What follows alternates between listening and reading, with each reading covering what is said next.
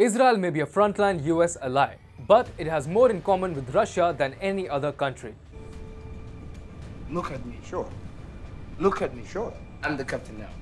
Both Israel and Russia are fearless and don't think twice before taking on their enemies. And they don't tolerate needless criticism either. Take Europe for example.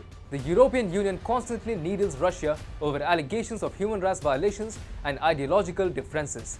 It has also annoyed Israel by supporting Algeria in its ongoing dispute with Morocco. The EU has, however, made a big mistake by messing with those who hold the switch to entire Europe's gas supply. Hi and welcome. You're watching TFI Global, the foreign affairs and geopolitical analysis arm of the TFI Media Group. I'm Siddharth, your host. In this video, I will talk about Russia and Israel now holding the switch to the entire Europe's gas supply. Let's begin. Winter is coming and Europe is already in deep trouble. Europe's benchmark gas prices have already surged to over 100 euros or $190 per barrel of oil. With demand for natural gas likely to surge further in winter months, the prices are likely to rise even further due to two main causes. First, Russian reluctance to shore up gas supplies to Europe. Second, Algeria-Morocco standoff and non-renewal of contract for supply of gas via the Gazoduct Maghreb-Europe pipeline or the GME pipeline. Interestingly, the two causes of tight gas supply to Europe have Israel and Russia written all over them. Algeria and Morocco are at loggerheads over Western Sahara, a territory controlled by Morocco but disputed by Algeria. In fact, Algeria also backs separatist groups in the region, much to Morocco's chagrin. Last year, Morocco normalized relations with Israel in exchange for Trump administration's recognition of its sovereignty over the Western Sahara. Whatever the history of the region may be, Trump's decision ensured that Western Sahara was freed from the clutches of terrorists or so-called rebels. At the same time, getting Morocco to sign an Abraham Accord was a diplomatic victory for Donald Trump and the United States of America. However, after coming to power, Biden decided to undermine Trump's diplomatic exploits in North Africa and started a reversal of Trump-era policies. In August, Biden tweeted a map containing the White House logo that did not take into account the December 2020 recognition of Morocco's sovereignty over Western Sahara. The tweet was deleted later, but it had already emboldened Algeria and its militias in the disputed region. Today, the situation is such that the Biden administration and the European Union support Algeria, whereas Israel supports Morocco because of the Abraham Accord that was signed last year. Meanwhile, an emboldened Algeria and an angry Morocco are moving closer to the possibility of armed clashes. If you want to know more about the roles of the USA and Israel in the Morocco-Algeria situation, please read our article at tfiglobalnews.com. You will find the link in the description. Algeria is Africa's biggest natural gas exporter.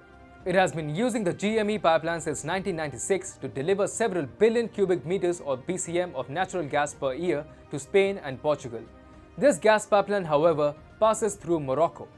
Since November 1, the GME pipeline has shut down after non-renewal of a contract between Rabat and Algiers.